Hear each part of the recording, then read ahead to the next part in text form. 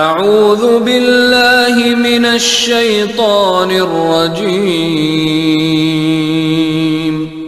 بسم اللہ الرحمن الرحیم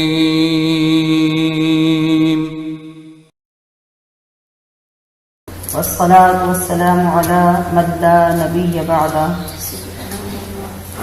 أما بعد فأعوذ بالله من الشيطان الرجيم بسم الله الرحمن الرحيم يا أيها الذين آمنوا كتب عليكم الصيام كما كتب على الذين من قبلكم لعلكم تتقون صدق الله مولانا العظيم رب اشرح لي صدري ويسر لي أمري واحلل عقدة من لساني يفقهوا قولي سبحانك لا علم لنا إلا ما علمتنا إنك أنت العليم الحكيم رب اغفر وارحم وأنت خير الراحمين إن الله وملائكته يصلون على النبي يا أيها الذين آمنوا صلوا عليه وسلموا تسليما بلغ العلا بكماله كشف الدجى بجماله حسنت جميع خصاله صلوا عليه وآله اللهم صل على محمد وعلى آل محمد اللهم صل على محمد وعلى آل محمد اللهم صل على محمد وعلى آله وعترته بعدد كل معلوم لك اللهم صل على محمد صل على حال محمد صل على قال محمد صل على منال محمد صل على إقبال محمد صل على جمال محمد صل على جلال محمد صل على نقل وصل فضل اصل محمد صل على بیان قرآن فرقان محمد صل على ظہر عصر عشاء فجر محمد اور صل على روضة جدار قبر محمد صل على محمد دائما ابدا ابدا مولاي صل وسلم دائما ابدا على حبيبك خير الخلق كلهم. آ گئے ایام رحمت دیکھیے، آ گئے ایام رحمت دیکھیے، کھل گئے درہائے جنت دیکھیے. کیسے دیکھیں گے؟ دیکھنے کے لیے کسی آنکھ کا کھلنا ضروری ہوتا ہے، اور یہ مقدس متبرک دین اللہ کریم نے ہمیں اسی لیے عطا فرمائے ہیں. 11 ماہ کا دل و دماغ پہ چڑھا ہوا زنگ ہم اتارنے کے لیے محنت کر سکیں، اور پھر وہ نظر نصیب ہو جائے جس سے ہم دیکھ سکیں، جس سے ہمیں رحمت نظر آنے لگ جائے. جب تک سر کی آنکھ کام کرے گی تو ہمیں مادی چیزیں ہی نظر آئیں گی، اور جب قلب کی آنکھ کھل جائے گی تو رحمت اترتی تب نظر آئے گی. اور اللہ والوں کا، مقربین کا یہ خاصہ ہوتا ہے، جس طرح ہماری آنکھیں آسمان کے برستے ہوئے بادل کو دیکھ سکتی ہیں، اللہ والوں کی نظریں اس طرح رحمت کی بارش برستے دیکھ سکتے ہیں. اور یہ تو شب و روز ایسے ہیں جس میں یہ بارش برستی رہے گی، اور بالخصوص یہ تو عشرہ رحمت ہے.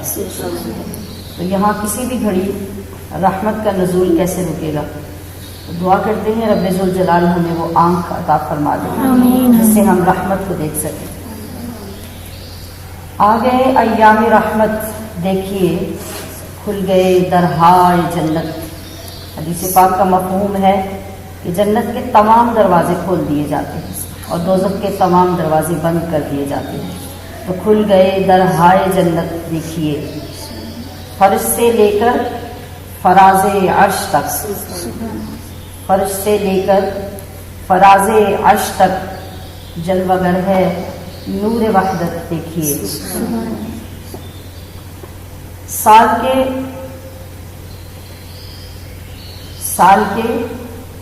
11 مہینوں پر اسے ماہ رمضان کو، سال کے 11 مہینوں پر اسے رب نے بخشی ہے فضیلت دیکھیے، جلوہ گر ہے نور وحدت دیکھیے۔ کہہ رہی ہے مسکرا کر ہر کلی، کہہ رہی ہے مسکرا کر ہر کلی، گلشن رمضان کی نزہت دیکھیے۔ رب نے بخشی 30 روزوں کے عوض، اگلا مصرع توجہ کا طالب ہے، رب نے بخشی 30 روزوں کے عوض، اس قدر سستی ہے جنت دیکھیے، اس قدر سستی ہے جنت۔ 1 ماہ کے روزے ہیں، انہیں اللہ کے دیے ہوئے ضابطوں کے مطابق رکھ لیجئے، 1 ماہ کی ریاضت پیش کر دیجئے، بس یہ آپ کی جنت کی قیمت بن جائے گی۔ رب نے بخشی 30 روزوں کے عوض، اس قدر سستی ہے جنت دیکھیے، اور 1 نیکی کے ملیں 70 ثواب، 1 نیکی کے ملیں 70 ثواب۔ ماہ رمضان کی سخاوت دیکھیے، کھل گئے درہائے جنت دیکھیے، جلوہ گر ہے نور وحدت دیکھیے، رب نے بخشی ہے فضیلت دیکھیے، اور گلشن رمضان کی نزہت دیکھیے۔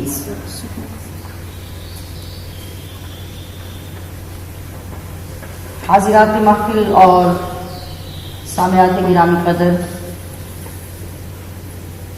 اللہ کی بہت ہی کرم نوازی سے آج ہمارے اوپر رمضان المبارک کا دوسرا روز طلوع ہو رہا ہے۔ ہم نے کل اس ماہ مبارک کی آمد کا ذکر کیا، جس سے یقیناً ہماری روحوں کو تسکین حاصل ہوئی، ہمیں اپنے اوپر فخر ہوا کہ اللہ کریم نے ہمارے لیے کیسی اعلیٰ و عرفہ نعمتوں کا انتخاب فرمایا ہے۔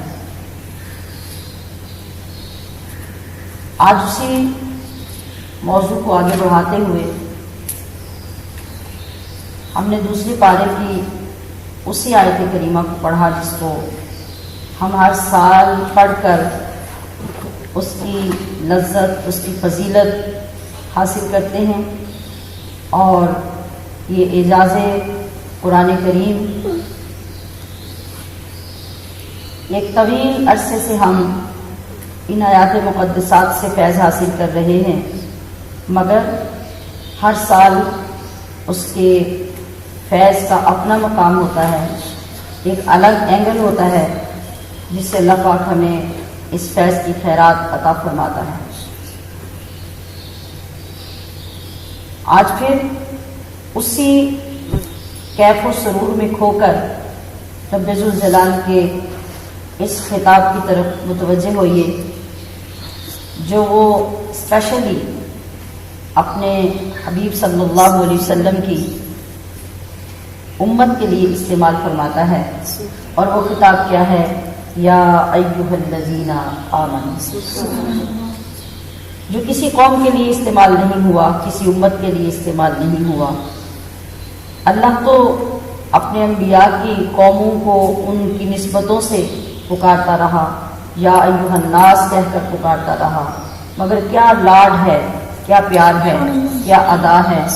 اپنے حبیب کی امت کے لیے بھی اس نے الگ الفاظ منتخب کیے، اور اتنے حسین، اتنے خوبصورت کہ اگر تھوڑا سا بھی لگاؤ ہو، تھوڑی سی بھی توجہ اپنے محبوب آقا صلی اللہ علیہ وسلم کی طرف ہو اور اس نسبت کے فیض کی طرف ہو، تو انسان کا انگ انگ جھوم اٹھتا ہے جب اللہ کی بارگاہ سے یہ صدا آتی ہے، یا ایھا الذین آمنوا،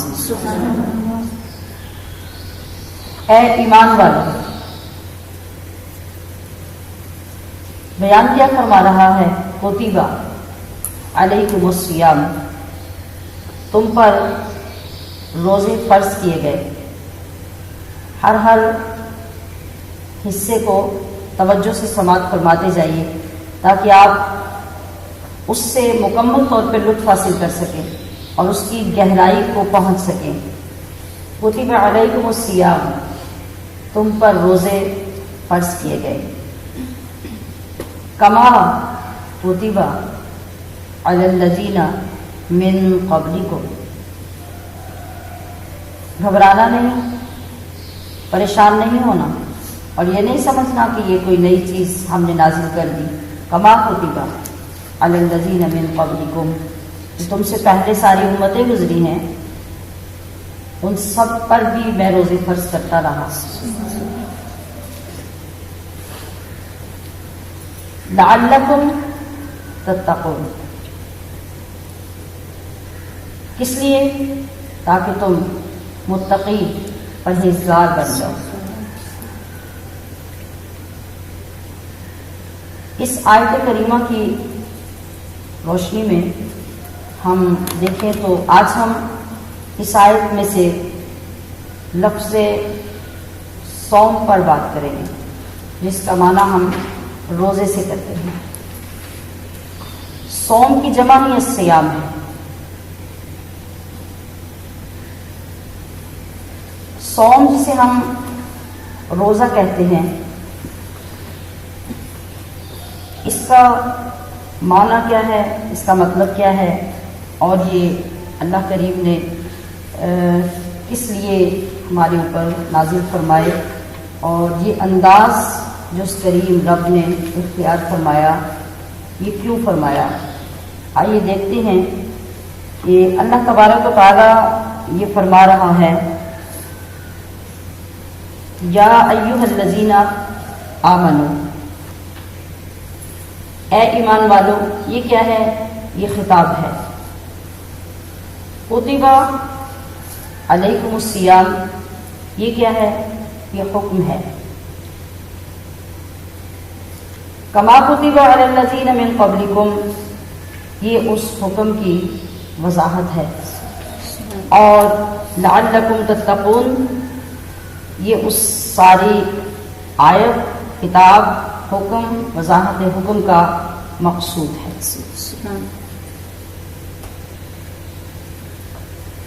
آپ دیکھیے کہ یہ انداز رب ذوالجلال نے نہ صرف اپنے خطاب کے لیے اختیار کیا، بلکہ یہ امت کے ہر اس فرد کے لیے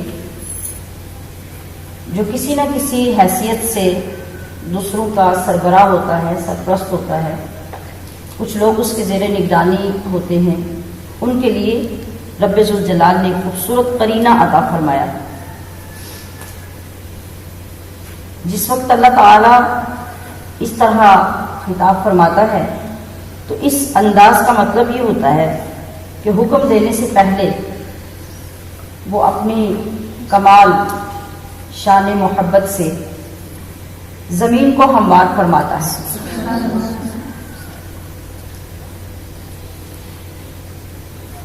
اسی لیے اس نے کائنات میں لاتعداد مخلوقات میں سے اپنے محبوب کی امت کو اور ان لوگوں کو جن کو اس نے اشرف المخلوقات بنایا، ان کو اس نے ایک خاص انداز سے یہ خطاب کیا۔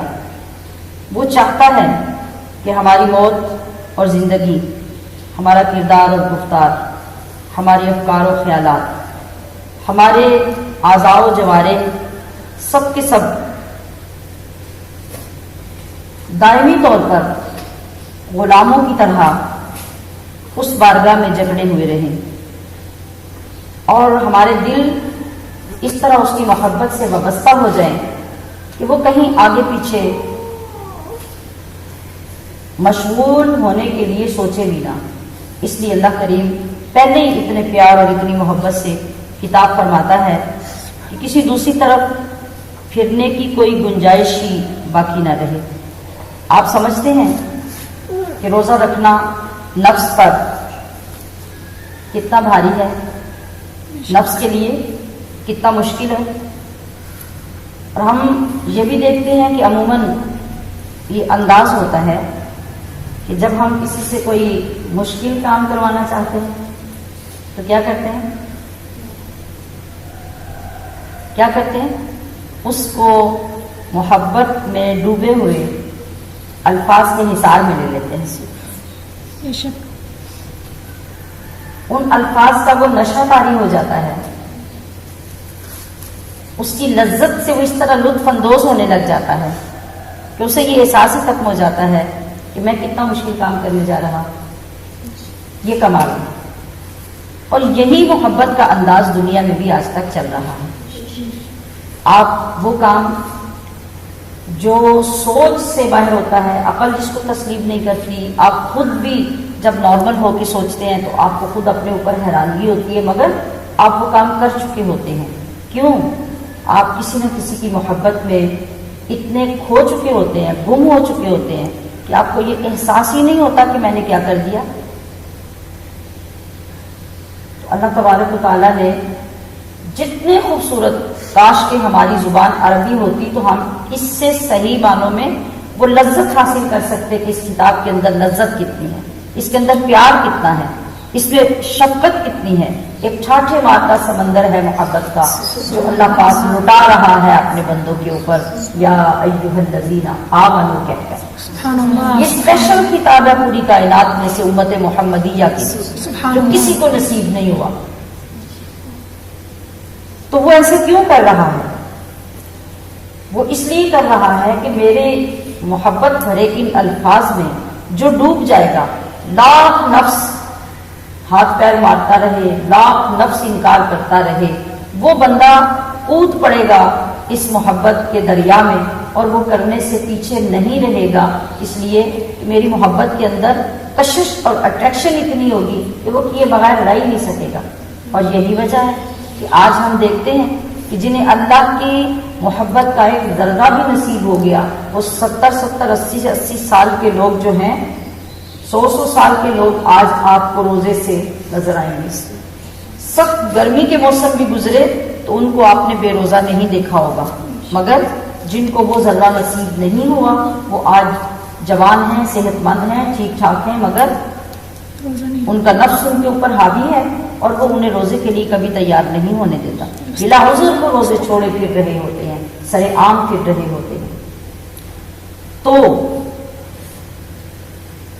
انداز یہ ہوتا ہے کہ پھر آپ کسی کو اتنی محبت سے پکارتے ہیں، اتنی محبت سے اپنے قریب کر کے، اتنے شاندار لہجے کے ساتھ اس کو مخاطب کر کے بات کرتے ہیں کہ وہ کام کیے بغیر رہ نہیں سکتا.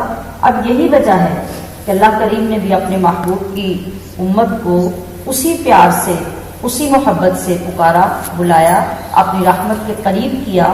اور یہ بات سمجھ میں آنے والی نہیں تھی کہ یہ کیا ہے، اتنے بجے سے اتنے بجے تک کھانا پینا چھوڑ دو، یہ بھی کوئی عبادت ہے؟ یہ کیا تصور ہے عبادت کا کہ بس بھوکے رہ لو تو یہ عبادت ہو جائے گی؟ یہ سمجھ میں آنے والی بات نہیں تھی، عقل میں آنے والی بات نہیں تھی.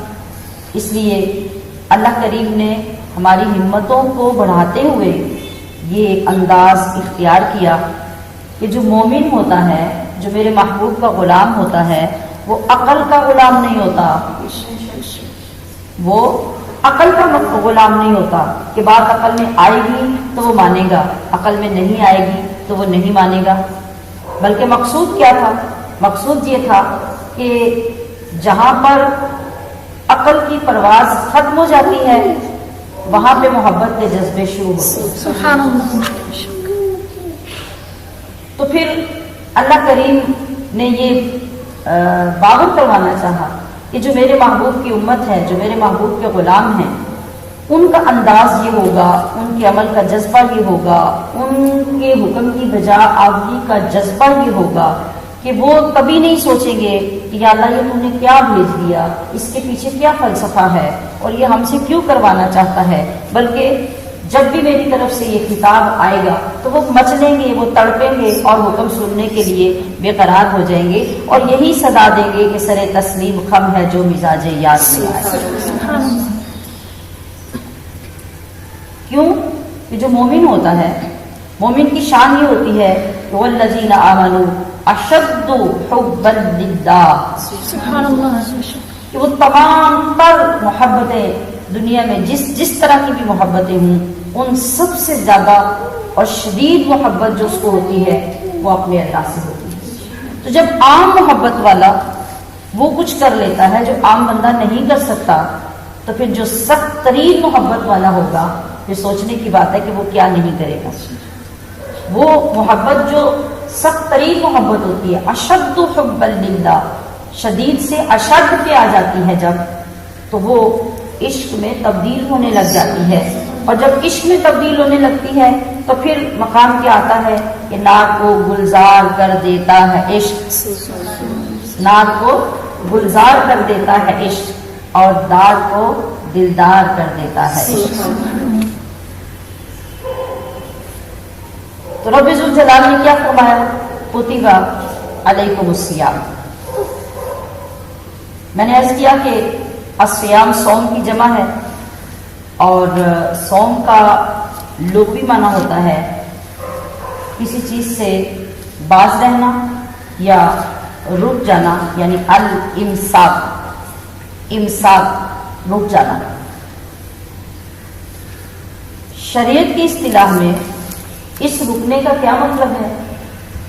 الامساک عن المفطرات ما اقتران النیہ به من طلوع الفجر الى غروب الشمس۔ شریعت میں اس رکنے کا یہ مطلب ہے کہ ان چیزوں سے نیت کے ساتھ طلوع فجر سے لے کے غروب شمس تک رک جانا جو روزے کو توڑنے والی ہیں، جیسے کھانا پینا، ہم بستری وغیرہ۔ اللہ تبارک و تعالیٰ نے ان ساری چیزوں کی وضاحت فرمائی۔ اب دیکھیے پہلے کیا حکم دیا کہ کما کتب علی الذین من قبلکم، یہ کیا تھا؟ یہ وضاحت تھی اس حکم کی، کتب علیکم الصیام۔ وضاحت کیوں کی؟ حکم کو آسان بنانے کے لیے۔ جب ہمیں پتہ چلتا ہے نا کہ ہمارے دائیں بائیں آگے پیچھے کوئی بھی یہ کام نہیں کر رہا اور ہم اکیلے نکلے جا رہے ہیں تو انسان گھبرا جاتا ہے، تھک جاتا ہے، اور وہ کرنے کے لیے تیار نہیں ہوتا، وہ خوفزدہ ہوتا ہے۔ جب یہ کہہ دیا جائے کما کتب علی الذین من قبلکم، بھائی یہ گھبرانے والی بات نہیں ہے، یہ تو ہمیشہ سے چلا آ رہا ہے کہ تم سے پہلے قومیں، امتیں گزری ہیں، ان سب پہ ہم نے روزہ نازل کیا اور روزہ فرض کیا۔ تو کیا ہوا؟ بندہ ہوشیار ہو گیا، مضبوط ہو گیا۔ فار ایگزامپل دنیا میں ہمارے اوپر جب کوئی مصیبت آتی ہے، پریشانی آتی ہے، تو ہمیں یوں لگتا ہے کہ جیسے آسمان سر پہ گر پڑا، پہاڑ گر پڑے، اب ہم تو بچ نہیں سکتے، ہم جی نہیں سکتے۔ ہم بیمار ہو جاتے ہیں تو ہمیں لگتا ہے کہ بس اب ہم سے زیادہ کوئی مظلوم ہی نہیں ہے۔ مگر جب ہم گھر سے اٹھ کے ہاسپٹل جاتے ہیں، ہماری ایک انگلی کٹ جاتی ہے تو یوں لگتا ہے کہ بس اب ہمارا تو حشر ہو جائے گا۔ اور جب ہاسپٹل میں جاتے ہیں تو وہاں وہ بندہ بیٹھا ہوتا ہے جس کے دونوں بازو ٹوٹے ہوتے ہیں، تو کیا ہوتا ہے؟ فطری طور پر ہمیں ایک تقویت ملتی ہے، حوصلہ ملتا ہے، اور اندر سے ایک آواز آتی ہے کہ تو اتنے سے گھبرا گیا ہے، اس کو دیکھ۔ تو اللہ نے فرمایا کما کتب علی الذین من قبلکم، یہ گھبرانے کی قطعاً ضرورت نہیں ہے، ہم نے پہلی تمام امتوں پر بھی روزے فرض کیے، لہذا تم پر بھی روزے فرض کیے گئے ہیں۔ اب ان لوگوں پر فرض کرنے کی اور تم لوگوں پہ فرض کرنے کی غرض کیا ہے؟ غرض یہ ہے لعلکم تتقون، کہ اللہ تمہیں متقی دیکھنا چاہتا ہے، اللہ تمہیں پرہیزگار دیکھنا چاہتا ہے، تمہیں اعلیٰ مقام پہ دیکھنا چاہتا ہے، اپنے قریب دیکھنا چاہتا ہے، کائنات میں منفرد اور ڈفرینٹ دیکھنا چاہتا ہے۔ اس لیے اس نے تمہارے اوپر یہ روزے فرض کیے ہیں، اپنے لیے کوئی مصیبت اور سختی اور تنگی محسوس نہیں کرنی۔ کتنا خوبصورت حکم اور کتنی شاندار ایکسپلینیشن ہے اللہ کی بارگاہ سے کہ بندے کا خود ہی دل کرے کہ جو اتنے پیار سے کہہ رہا ہے تو میں تو فوراً اٹھوں اور کرنے لگ جاؤں۔ یہی میں نے پہلے مثال دی اور ایسی مثالیں ہمیں آج بھی دنیا میں نظر آ رہی ہیں۔ تو اب انشاءاللہ العزیز اگلے دنوں میں ہم روزے میں کتنی کیٹاگریز ہیں اور لوگوں کی کتنی کیٹاگریز ہیں اور یہ تقویٰ کیا ہوتا ہے اور کتنی چیزوں سے حاصل ہوتا ہے، ان کو ہم بالترتیب ذکر کریں گے۔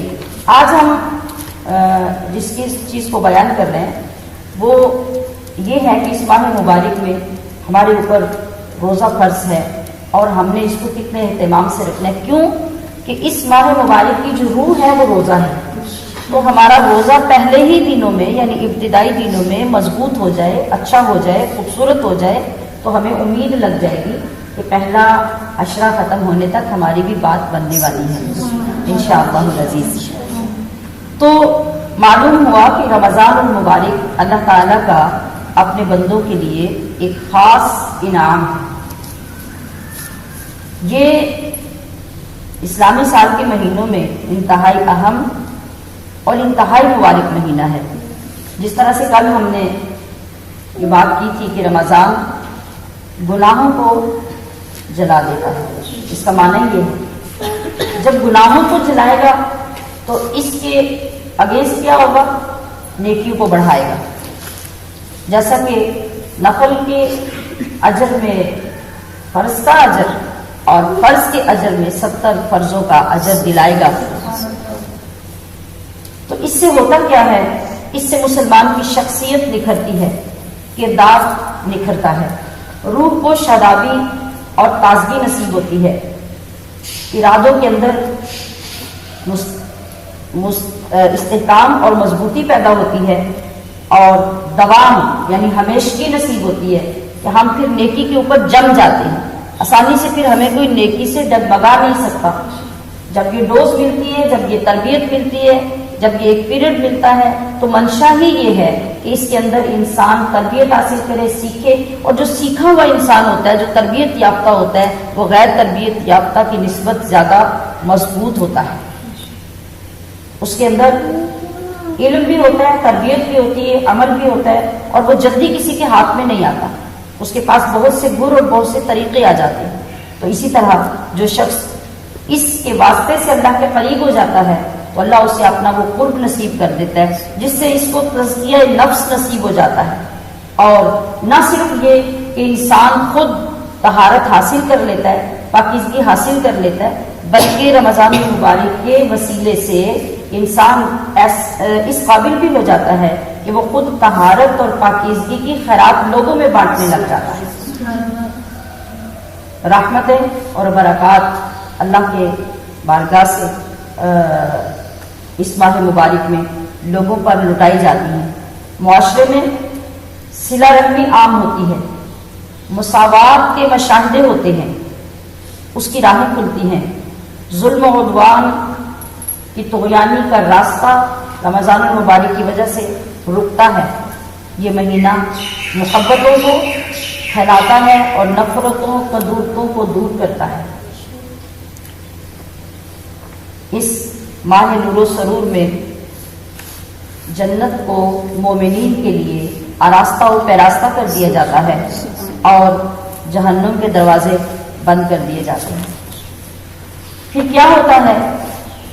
جب برائی کا راستہ بند ہو جاتا ہے اور نیکی کے راستے کشادہ ہو جاتے ہیں تو یہ ماہ نور اللہ سے ہمارے رشتے کو مضبوط کر دیتا ہے۔ کوئی شخص نیک ہے یا بد ہے، ہر ایک پر اللہ کی مغفرت اور نجات کی برکھا برستی ہے۔ پھر ایسے ماحول میں ضروری ہوتا ہے کہ قوم کا ہر فرد اس موسم نور کے فضائل اور مسائل سے شناسائی حاصل کرے، اور ہماری یہ ادنا سی کوشش اسی کی ایک کڑی ہے کہ جب موقع ہے، جب وقت ہے، جب تمام لوگ اس عبادت کو کر رہے ہیں تو ساتھ ساتھ ان کی تربیت ہر سال کرنا ضروری ہوتا ہے۔ یہی وجہ ہے کہ 1450 سال سے اس قرآن کی تلاوت ہو رہی ہے، مگر تلاوت کرنے والوں کی کبھی لذت کم ہوئی، کبھی دلچسپی کم ہوئی، اور کروڑوں نہیں اربوں لوگ تب سے لے کے اب تک اگر ہم اسی آیت کریمہ کو لے لیں، یا ایھا الذین آمنوا کتب علیکم الصیام، تو کروڑوں اور اربوں لوگوں نے آج تک اس کو بیان کیا ہوگا، اس کی تفسیر بیان کی ہوگی. بہت بڑے بڑے اجل علماء کائنات میں موجود ہیں. ہم تو ابھی طالب علم ہیں. اب ہمارا یہ حال ہے کہ ہم سال ہر سال سے اس آیت کریمہ کو بالالتزام اس ماہ مبارک میں سامنے رکھتے ہیں، اس کی تفسیر سے اپنا حصہ وصول کرتے ہیں، خیرات وصول کرتے ہیں، فیض وصول کرتے ہیں. مگر یوں لگتا ہے کہ ہر سال کے بعد ایک نئی دولت ہمیں اسی آیت کے ذریعے سے نصیب ہوئی. تو الحمدللہ جس کریم رب نے ہمیں یہ توفیق بخشی کہ ہم اس ماہ مبارک کا فیض لینے کے لیے بیٹھے جمع ہوئے، تو میں یہ عرض کر رہی تھی کہ اللہ پاک نے ہمیں یہ بتایا کہ لوگوں یہ مہینہ ایسا مہینہ ہے کہ جس میں مایوس چہروں پہ نکھار آتا ہے، قدم قدم پہ رحمت و بخشش کی نہریں جاری کر دی گئی ہیں. اگر اب بھی اپنی روح کی پیاس نہ بجھائی گئی تو پھر کوئی ایسا دل نواز موسم نہیں آئے گا. رمضان کی رحمت بھری راتوں میں گھائل کی فریادوں کی طرح ہمیں اپنے رب کے حضور پھوٹ پھوٹ کر رونا نصیب ہو جائے اور بلک بلک کر تڑپنا نصیب ہو جائے. تو یاد رکھیے کہ اس سے بڑھ کر روزہ دار کے لیے اور کوئی نعمت نہیں ہوگی. اب اتنی فضیلتوں کے باوجود، اتنی رحمتوں کے باوجود کوئی شخص اپنی شقاوت کو پھر بھی ختم نہ کر سکا اور وہ روزے کی دولت حاصل نہ کر سکا، تو پھر سوچئے کہ اس سے بڑھ کر وہ شقاوت کون سی حاصل کرے گا کہ یہ چیز یعنی روزہ دار اور بے روزہ، یہ کفر اور اسلام کے درمیان فرق تھا. اس ماہ مبارک میں اگر ایک مسلم اور غیر مسلم کا فرق تھا تو وہ تھا روزہ دار ہونا اور روزہ دار نہ ہونا.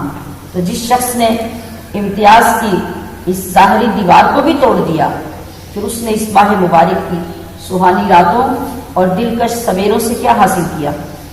یہ خوبصورت روحانی قید کا موسم اللہ کی عظمت اور اس کی برتری کا کتنا کھلا ثبوت ہے. ایک عام انسان بھی روزہ نہیں رکھتا تو وہ نہ رکھے، وہ اللہ کی نعمت کا شکر نہیں کرتا تو نہ کرے، مگر وہ یہ ضرور مانے گا کہ رمضان کی ایک اپنی شان ہے، اس کا ایک اپنا موسم ہے، اس کے اندر ایک اپنا کیف و سرور ہے، وہ ضرور اس چیز کو محسوس کرے گا. اس سے بڑھ کر اللہ تبارک و تعالیٰ کی شان دیکھنا کیسے ممکن ہوگا؟ اب آپ دیکھیں کہ پلک جھپکنے میں کتنا بڑا فرق آتا ہے. عصر کی نماز ہم نے پڑھی تو شعبان تھا، مغرب کی نماز پڑھی تو چاند نکل آیا. جب چاند نکلا تو حالات بدل گئے، مقام بدل گیا، موسم بدل گیا، مہینہ بدل گیا، معیار بدل گیا، کیٹاگریز بدل گئی. اور اگر اللہ کی عطا سے جو مومن تھا اس کے دل میں جھانک کے دیکھا جائے تو اس کے دل کے اندر کتنی خوشی ہے. اور ان لمحات میں ہم خود اپنا امتحان اس طرح لے سکتے ہیں کہ ہم اپنے دل کا جائزہ لیں کہ ادھر چاند نکلا ہے، ادھر ہمارے دل کا حال کیا ہے. جو مومن ہوگا وہ تو باغ باغ ہو جائے گا، اس کا دل کھل اٹھے گا جیسے کائنات کی دولت اس کے ہاتھ میں آ گئی. اور یقیناً دولت تو ہاتھ آ ہی جاتی ہے. جب آغاز ہو گیا چاند کے نکلنے سے، وہ لمحات، وہ گھڑیاں شروع ہو گئی کہ جن گھڑیوں میں اللہ کے حضور شکر ادا کرنے والے کو بخشش کا سرٹیفکیٹ ملنے والا ہے، اس سے بڑھ کر دولت اور کیا ہو. تو یہاں یہ مشکل نہیں رہتا. ہم خود اگر ایک لمحے کے لیے اپنے اندر کی طرف متوجہ ہوں، اپنے باطن کی طرف دیکھیں، اپنے سینے میں جھانکیں، تو ہم خود اپنا رزلٹ آؤٹ کر سکتے ہیں کہ ہمارے ایمان کی حالت کیا ہے. کیا آپ اوپر سے دوسروں کے ساتھ پارٹیسپیٹ کر رہے ہیں یا آپ کے اندر بھی کوئی خوشی اتری ہے؟ اگر آپ کے اندر خوشی اتری ہے تو پھر آپ مبارکباد کے مستحق ہیں. اگر آپ نے کل اور پرسوں سے جائزہ نہ لیا ہو تو آج جائزہ لے لیجئے. ابھی تو آج دوسرا روزہ ہے، آج سے ہی اپنی گرفت کر لیجئے کہ آپ کا دل کہاں ہے، اس کو خوشی ملی یا نہیں ملی، وہ سرشار ہوا یا نہیں ہوا. اگر سرشار ہوا تو بس پھر آقا علیہ الصلوۃ والسلام کی سنت کو پورا کرتے ہوئے کمر بستہ ہو جائیے. پھر اس ماہ مقدس کے لمحات کو ضائع کرنے کا مت سوچیے. پھر ہر لمحے میں ترقی کیجیے، ہر لمحے میں پہلے سے زیادہ اپنا حصہ خیرات حاصل کیجئے اور اس سے اپنے باطن کو منور کرنے کی کوشش کیجئے، اپنے گناہوں کا ازالہ کیجئے، اپنی برائیوں پہ توبہ کرنے میں ایک لمحہ بھی ضائع نہ کیجئے کہ آپ خوش نصیب ہیں وہ جنہیں اللہ نے اس نور کا فیض عطا کر دیا ہے۔ اور اگر ایسا نہیں ہوا، آپ لوگوں کو دیکھ کر روزہ رکھ رہے ہیں، آپ اس لیے روزہ رکھ رہے ہیں کہ اگر میں روزہ نہیں رکھوں گی تو لوگ کیا کہیں گے، اور اب چونکہ رمضان آ جو گیا ہے تو روزہ رکھنا ہی ہے، تو اگر آپ کی اس ایسی کیفیت ہے اور اس لیے آپ یہ کر رہے ہیں تو پھر فوری طور پہ آپ کو رب کے حضور سجدہ ریز ہو جانے کی ضرورت ہے، آنسو بہانے کی ضرورت ہے، تڑپنے کی ضرورت ہے، بلکنے کی ضرورت ہے، معافی مانگنے کی ضرورت ہے۔ آپ ابھی سے توبہ کر کے باقی اپنے اگلے دن جو ہیں انہیں کام میں لے آئیے کہ کوئی دن آپ کا ضائع نہ ہو جائے۔ یہ ایمان کا انتہائی کمزور ترین درجہ ہے کہ اگر اس رحمت بھرے موسم کے آنے پر اور اس ماہ مبارک کے جلوہ گر ہونے پر آپ کے دل کو حقیقی خوشی نصیب نہیں ہوئی تو پھر لوگوں سے چھپ کے اپنے رب کے پاس جا کے روئیے، تڑپ تڑپ کے روئیے اور اسی سے توفیق مانگیے، اس کی بارگاہ سے وہ چیز مانگیے جس سے آپ کے دل کا زنگ اتر جائے، اس کی وہ نظر ہوگی، وہ نگاہ ہوگی، وہ کرم بھری نظر ہوگی جس کا ہم نے کل بھی ذکر کیا تھا کہ جب وہ پہلی رات میں وہ خاص نظر فرما دیتا ہے تو پھر دلوں کے زنگ اتر جایا کرتے ہیں، کیونکہ ادھر سے بخشش کا اعلان ہو جاتا ہے۔ اور آپ کو یہ معلوم ہونا چاہیے کہ جس وقت کسی مومن کی جو دل کی گہرائیوں سے توبہ کر لیتا ہے اور سچی توبہ، جب آپ کے پاس کوئی تھرڈ پرسن نہیں ہے، آپ اور آپ کا رب ہیں، کوئی آپ کو سن نہیں رہا، کوئی آپ کو دیکھ نہیں رہا، اور اس وقت آپ کی آنکھوں کے سامنے انبار لگے ہیں اپنے گناہوں کے، اپنی غلطیوں کے، اپنی برائیوں کے، آپ ایک مرتبہ ان کو دیکھتے ہیں، دوسری مرتبہ اپنے رب کی شان کو دیکھتے ہیں، اپنے رب کی عظمت کو دیکھتے ہیں، اس کی رفعت کو دیکھتے ہیں اور عرض کرتے ہیں مولا میں ان پہاڑوں کو دیکھوں جو میرے گناہوں کے ہیں یا تیری شان اور تیری شان رحمت کو دیکھوں تو میں نے تو اپنے کریم آقا سے یہ سن رکھا ہے کہ تیری شان تو بہت بڑی ہے، بہت اعلیٰ ہے، بہت بلند ہے، تو یہ جو میرے گناہوں کے پہاڑ ہیں ان سے کروڑوں درجے پہاڑ اور بھی ہوں تو تیری ایک نظر سے سب ختم ہو جاتے ہیں، تو اے اللہ مجھے وہ توبہ نصیب کر دے، مجھے وہ شرمندگی نصیب کر دے، مجھے وہ ندامت نصیب کر دے جن سے تو راضی ہو جائے اور مجھے اپنی برائیوں اور گناہوں کا احساس ہو جائے اور مجھے بخش دے، مجھے پاک کر دے۔ تو ایسی کیفیت میں جس وقت آپ کو سننے والا اللہ کے سوا کوئی نہیں، دیکھنے والا اللہ کے سوا کوئی نہیں، اور آپ اکیلے میں بیٹھ کے اپنے رب سے باتیں کر رہے ہوتے ہیں اور ادھر آپ کی آنکھوں سے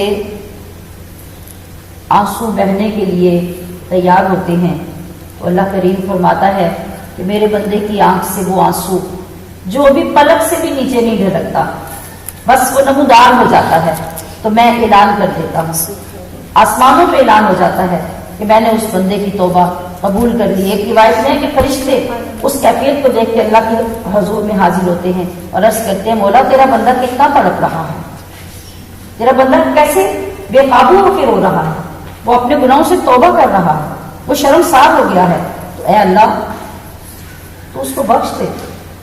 تو اللہ کریم کیا فرماتا ہے، اے فرشتوں تم گواہ رہنا، اب تم ہی سفارشی بن کے آئے ہو تو تم ہی گواہ رہنا کہ میں نے اس بندے کو بخش دیا۔ اب جس وقت اللہ کریم یہ فرماتا ہے کہ میں نے اس بندے کو بخش دیا، بخشش کا وہ لفظ اللہ کے شایان شان جب ادا ہوتا ہے تو بخشش کا وہ نور پورے آسمانوں پہ پھیل جاتا ہے جس وقت بندے کو بخشا جاتا ہے۔ تو پھر ہم اس وقت کیسے دن گزار رہے ہیں، کیسی راتیں ہیں ہماری، اگر ہم نے ان سے فائدہ حاصل نہیں کیا تو پھر سارا سال پچھتاوے کے علاوہ ہمارے پاس کچھ نہیں رہے گا۔ تو عزیزات گرامی قدر، میں یہ عرض کر رہی تھی کہ یہ مہینہ کتنا انقلابی مہینہ ہے، تو ادھر چاند نکلا، ادھر پوری دنیا اسلام ڈسپلنڈ ہو گئی، کوئی گھر میں نماز پڑھ رہا تھا، کوئی سفر میں پڑھ رہا تھا، کوئی نہیں پڑھ رہا تھا، کوئی لیٹ کر کے پڑھ رہا تھا، کوئی قضا کر رہا تھا، مگر یہ کیا ہوا، یہ کیسی تبدیلی ہے، یہ کیسی شان ہے خداوند تعالیٰ کی کہ ادھر چاند نکلا، از خود پوری دنیا کے مسلمانوں کے اندر ایک خیال ابھرا، فوراً وضو کیے اور سب مسجد کی طرف کھینچے کچھ مغرب کے وقت ہی پہنچ آئے، چاند کے اشتیاق میں جو رہ گئے تھے وہ عشاء کے وقت مسجدوں میں آ گئے. کیا ہونے لگا ہے؟ یہ رمضان کی پہلی نماز تراویح پڑھی جانے لگی ہے، صبح روزہ رکھا جانا ہے. تو منظم ہو گئی پوری کائنات، ٹائم ٹیبل بن گیا، آٹومیٹیکلی جاری ہو گیا. اب کوئی شخص اذان کے وقت کھاتا نظر نہیں آ رہا، پیتا نظر نہیں آ رہا، کوئی ڈنڈا لے کے کھڑا نہیں ہوا، کوئی روک نہیں رہا، مگر اس کے باوجود ہر بندہ ڈر رہا ہے، خوف زدہ ہو رہا ہے کہ یہ ٹائم ختم ہو گیا، ٹائم ختم ہو گیا. ہاتھ میں چائے کی پیالی ہے، پینے کی ضرورت نہیں ہو رہی، وہ چھوڑ دی. کیوں؟ اذان شروع ہو گئی، وقت ختم ہو گیا. اب پورا دن کسی میں ضرورت نہیں ہے کہ کوئی کچھ کھا لے، کچھ پی لے. اب اس وقت کا انتظار ہے جب اعلان ہوگا. تو یہ آپ دیکھیے یہ کتنا بڑا چینج ہے. ہمارا حال تو یہ ہوتا ہے کہ ہم جتنی مرتبہ فریج کھولتے ہیں ہمارا دل کرتا ہے جو کچھ اندر پڑا ہوا ہے کچھ نہ کچھ نکال کے کھا لیں، باہر کوئی چیز نظر آئے تو کچھ نہ کچھ کھا لیں. مگر یہ کیا، اب تو کسی چیز کی طرف پلٹ کوئی دیکھ بھی نہیں رہا. یہ فیض ہے یا ایھا الذین آمنوا. جب اللہ نے اتنے پیار سے پکار کر فرما دیا کہ اے میرے بندے، اے میرے پیارے محبوب کی پیاری امت، تم نے روزہ رکھنا ہے. اور یہ روزہ تو تم سے پہلوں نے بھی رکھا تھا. پھر غرض کیا ہے اس کی؟ غرض یہ ہے کہ اس سے تم متقی ہو جاؤ گے، تم میرے پسندیدہ بندے بن جاؤ گے، تم میرے مقربین میں شامل ہو جاؤ گے. تو بندہ رب کے اس دل نواز کتاب پہ قربان ہو گیا. اب اس نے سوچ لیا کہ کچھ بھی ہو جائے، کوئی میرے پاس ہو یا نہ ہو، بس مجھے میرے رب سے اتنی محبت ہو گئی کہ اب تو میں کسی چیز کی طرف پلٹ کے دیکھ بھی نہیں سکتا. اب دوسری طرف دیکھیے اللہ پاک نے بندوں کو کیا سمجھایا، ہمیں جو طریقہ سکھایا وہ کیا کہ جب آپ کسی سے کوئی کام کروانا چاہتے ہیں تو ڈائریکٹ آرڈر مت کریں. جب کوئی کام آپ کی کہی ہوئی بات کسی کی سمجھ میں نہیں آئے گی تو اس کے لیے کام کرنا بعض اوقات مشکل اور بعض اوقات ناممکن ہو جائے گی. تو آپ کو طریقہ کیا سکھایا جا رہا ہے؟ ماں کو، باپ کو، استاد کو، کسی بھی بڑے کو چھوٹے سے کام کروانے کے لیے کہ پہلے اپنے کام کے لیے بندے کی ذہن سازی کرو، اس کو ریلیکس کرو، اس کو اپنے قریب کرو، پھر اس حکم کو آسان کرو، اس کو کوئی گائیڈ لائن دو اور اس کو بتاؤ کہ اس کام کو کرنے میں کیا نقصان ہے اور اس کو نہ کرنے میں کیا فائدہ ہے، اور اس کام کو کرنے میں کیا فائدہ ہے اور اس کو نہ کرنے میں کیا فائدہ ہے. جب یہ ساری چیزیں سمجھا لو گے تو ایک بچہ بھی دوسری مرتبہ کہلوانے کا موقع نہیں دے گا. اب ہم کیا کرتے ہیں، ماں ہے یا باپ ہے، اگر بچے کو کوئی غلط کام کرتے دیکھا تو سیدھا جا کے ایک تھپڑ لگا دیا، دور سے ڈانٹ کر ڈرا دیا، آواز دے کے اس کو بلا لیا، منع کر دیا، دھمکی دے دی. اس سے کیا ہوتا ہے، اب بچے کو تو سمجھ ہی نہیں ہوتی کہ میں کیا کر رہا ہوں. اب اس نے تھپڑ تو کھا لیا، وہ روئے گا، رو کے چپ کر جائے گا، مگر اس کو کیا پتا چلا کہ میرا قصور کیا ہے، اس کو کیا پتا چلا کہ اگر میں یہ کرتا تو میرے لیے فائدہ کیا ہوتا. تو اللہ پاک کی سنت کیا ہوئی کہ ہر شخص کو اس کی ایج، اس کے ذہن کے مطابق پہلے چیز ایکسپلین کرو، اس کو سمجھاؤ، اس کا نقصان اور فائدہ بتاؤ، پھر اس سے کام کروانے کی امید رکھو. اور جب تم یہ اسلوب اختیار کرو گے تو یقیناً ہر جگہ پہ تمہیں کامیابی نصیب ہوگی. تو اللہ تعالیٰ نے یہ چاہا لعلکم تتقون کہ تم پرہیزگار بن جاؤ. اب میں نے کل بھی یہ بات عرض کی تھی کہ کیا پرہیزگاری اس سے ہوگی کہ ہم اتنے بجے سے اتنے بجے تک کھانا نہیں کھائیں گے تو ہم پرہیزگار بن جائیں گے، اتنے بجے سے اتنے بجے تک ہم یہ کام نہیں کریں گے تو ہم پرہیزگار بن جائیں گے؟ نہیں، ہمیں یہ سیکھنا ہوگا، ہمیں سمجھنا ہوگا کہ آخر اس کے اندر فضیلت کیا ہے جس کو اللہ کریم روزہ اور صوم فرما رہا ہے، اس کے تقاضے کیا ہیں، اس کے لوازمات کیا ہیں. کوئی بھی چیز لوازمات کے بغیر اگر کھانے والی ہے تو وہ بے ذائقہ ہوگی، اگر پہننے والی ہے تو وہ بدنما ہوگی. اگر بنانے والی ہے تو اس کے اندر کوئی اٹریکشن نہیں ہوگی. تو روزے کے لیے بھی کچھ شرائط ہیں، کچھ قواعد ہیں، کچھ ضوابط ہیں، کچھ احکام ہیں، کچھ مسائل ہیں، کچھ لوازمات ہیں. ان کے بغیر بھوک اور پیاس اگر چلتی رہے گی تو وہ روزہ نہیں ہوگا. آقا دو عالم نور مجسم شفیع معظم صلی اللہ تعالی علیہ وسلم نے ارشاد فرمایا کہ کم من صائم لیس لہ من صوم الا الجوع والعطش. بہت سے روزہ دار ایسے بھی ہوتے ہیں جنہیں ان کے روزے سے بھوک اور پیاس کے سوا کچھ نہیں ملتا، اور وہ اللہ کو مطلوب نہیں ہے. اللہ کو مطلوب تو تقویٰ ہے. تو تقویٰ ایسے نہیں ملے گا جب تک اس روزے کے اندر کرنے والے تمام کاموں کو بھی ہم نہیں جانیں گے اور نہ کیے جانے والے کاموں سے بچیں گے نہیں. ویسے تو یہ تھا کہ اللہ کریم اگر ہمیں کچھ بھی نہ بتاتا، کچھ بھی ایکسپلین نہ فرماتا تو ہماری مجال تھی کہ ہم انکار کرتے. وہ تو بادشاہ ہے، وہ حاکم ہے، احکم الحاکمین ہے. وہ ہمیں سیدھا تب بھی دوزخ میں ڈال دیتا، ہمیں سزا دیتا، ہمیں عذاب دیتا. وہ تو دے سکتا تھا، لیکن اس نے ایسا نہیں کیا. اس نے ہمیں روزے کے فوائد بھی بتائے، اس کی فضیلت بھی بتائی، اس کی منشا اور وجہ بھی بتائی، تاکہ ہم صحیح معنوں میں روزے کی جو روحانی فضیلت ہے اور جو جسمانی فائدہ ہے بیک وقت ہم دونوں حاصل کر سکیں. ایک مرتبہ حضرت بایزید بستامی رحمۃ اللہ علیہ اپنے مریدین میں بیٹھ کے بھوک کی فضیلت بیان کر رہے تھے کہ بھوک کی فضیلت کیا ہوتی ہے. کیا مطلب؟ آپ اگر بزرگان دین اور اولیاء کرام کے حالات، ان کی سیرت کو پڑھیں، خدا قائد عالم صلی اللہ علیہ وسلم کی سنت مبارکہ کو دیکھیں تو 2 ماہ چولہا نہیں جلتا، کوئی چیز پکائی نہیں جاتی. اور اولیاء کرام کے طریقے بھی ایسے رہے کہ کبھی سال ہا سال تک ستو پانی میں گھول کے پی رہے ہیں. کھانے پر بھی وقت نہیں لگاتے کہ ہمارا ذکر کم ہو جائے گا، ہماری عبادت کا نقصان ہو جائے گا. اور کئی دن بھوکے رہتے ہیں، اور اگر کھاتے بھی ہیں تو معمولی چیز کھا کے گزارا کر لیتے ہیں. تو آپ اسی تناظر میں بھوک کی فضیلت بیان فرما رہے تھے کہ کم کھانا کم سونا یہ اولیاء کا طریقہ ہوتا ہے. اس سے کتنے فوائد حاصل ہوتے ہیں.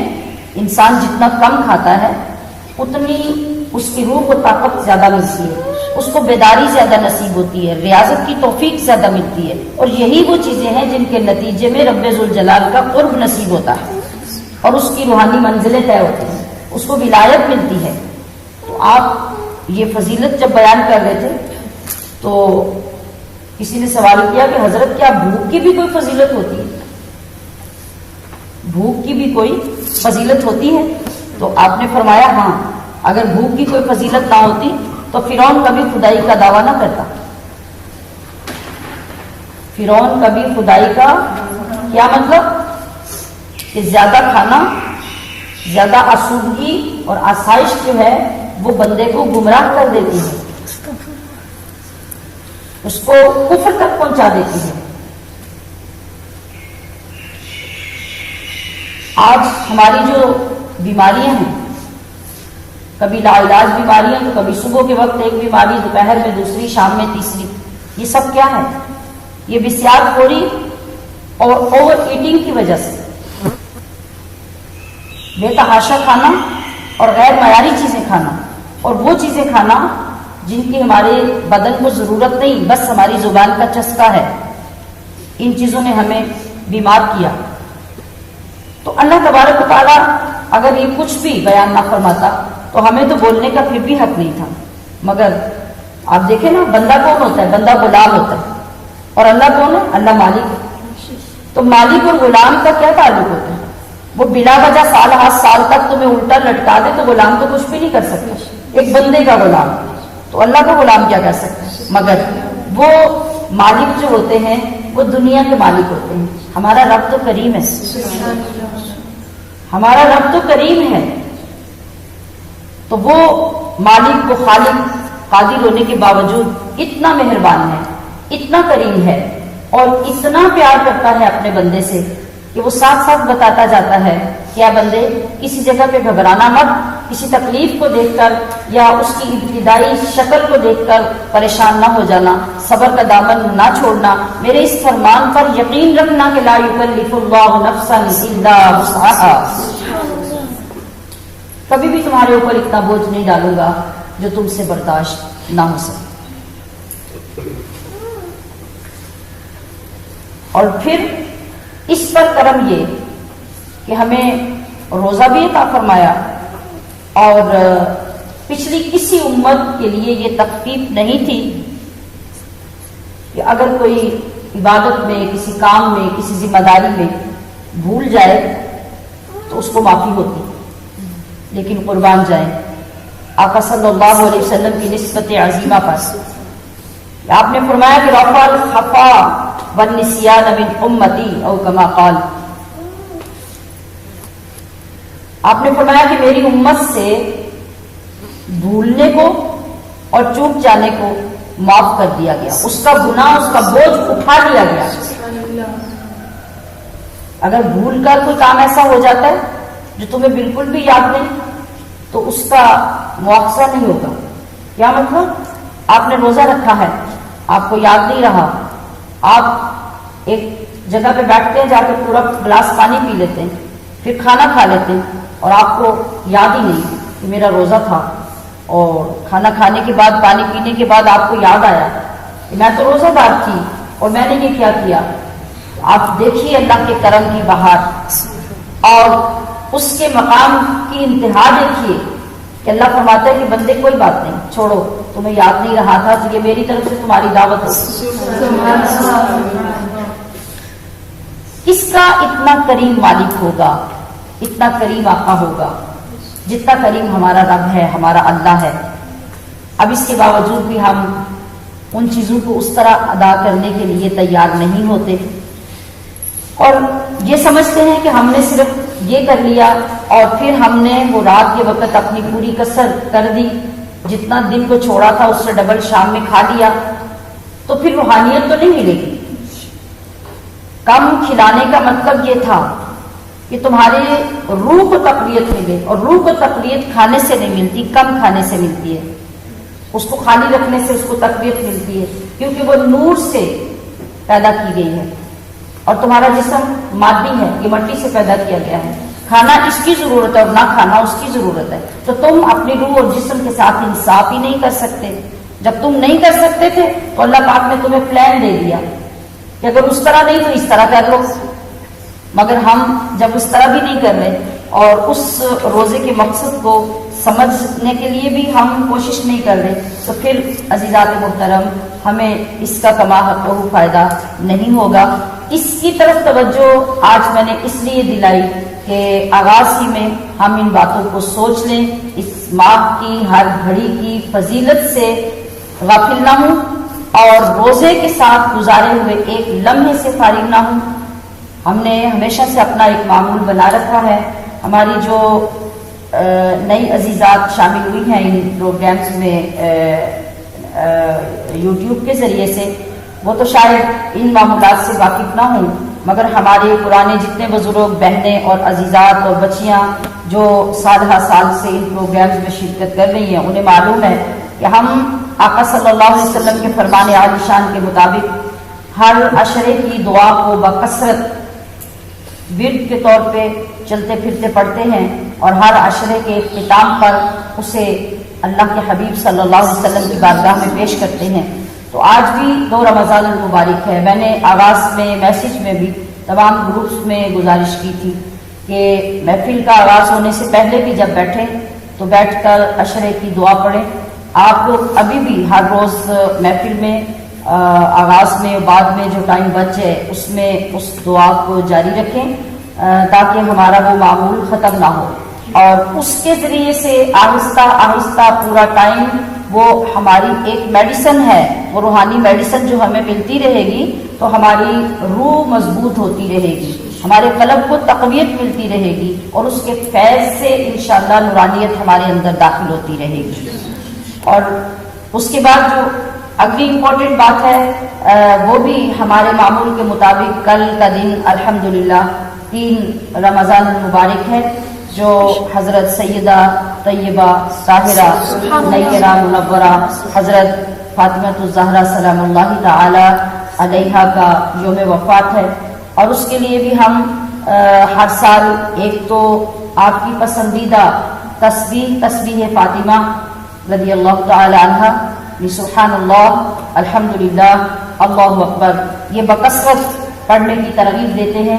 اس کے علاوہ قرآن عظیم پڑھیں، درود پاک پڑھیں، عشرۂ حاضہ کی دعا پڑھیں، اور اس کے بعد بھی جو توفیق ہو اس کا اہتمام کریں۔ کل تک انشاءاللہ کل آپ کے لیے دعا محفل میں ہوگی، آپ کے ایصال ثواب کے لیے جو آپ روحانی تحائف لائیں گے۔ سب کے لیے اگر اس طرح سے بھیجنا ممکن نہ ہو تو آپ سب اپنے دلوں میں نیت کر کے جب دعا ہو تو جہاں جہاں بھی ہوں گے دعا میں شریک ہوں، اور اپنی نیت کریں کہ میرے پاس جو بھی وظائف ہیں، جو کچھ بھی میں نے تلاوت کیا ہے، وہ سب میں حضور کی بارگاہ میں اور آپ کے تصدق سے آپ کی لفظ جگر حضرت فاطمہ الزہرا کی بارگاہ میں پیش کرتی ہوں، تو سب دعا میں اور ایصال ثواب میں شریک ہو جائیں گے۔ اور پہلے ہم جو اہتمام کرتے ہیں ہر 3 رمضان مبارک کو افطاری کے لیے، اور وہ اب اس طرح تو ممکن نہیں ہے، اس کے لیے میں نے پروپوز کیا تھا تمام صاحبات سے کہ آپ اپنے اسی جذبے کے ساتھ اس کو کلیکٹ کریں، تو ہم ان حضرات اور ان مقدس ہستیوں کے ایصال ثواب کے لیے صدقات جاریات میں دائمی طور پر آگے ان کو شامل کر لیں گے، جو ہمیشہ انشاءاللہ آپ کو اس کا فائدہ دیتا رہے گا۔ تو اللہ تبارک و تعالی ہمیں ان تمام امور کو سمجھنے اور روزے کی اس روح کو سمجھنے کی توفیق عطا فرمائے۔ میں نے آج اس موضوع کو یہاں پہ ختم کرنا ہے، کیونکہ کل کا ہمارا موضوع سیدہ فاطمہ الزہرا سلام اللہ تعالی علیہا کی شان میں ہوگا، اور پھر اس کے بعد 4 رمضان کو ہمارا یہاں سے موضوع آگے چلے گا، اور ہم روزے کو اپڈیٹ کریں گے اور اس کے جو اوپر کے درجات ہیں ان کو سمجھنے کی کوشش کریں گے کہ عوام کا روزہ کیا ہوتا ہے، خواص کا اور خواص الخواص کا روزہ کیا ہوتا ہے۔ ان 4 دنوں میں ہم اس کو کمپلیٹ کر لیں گے تاکہ ہمارے اندر اس کی عظمت ایک ایک انگ میں بیٹھ جائے، اور ہر دن میں ہمارے روزے کو ترقی ہوتی رہے۔ وآخر دعوانا ان الحمد للہ رب العالمین۔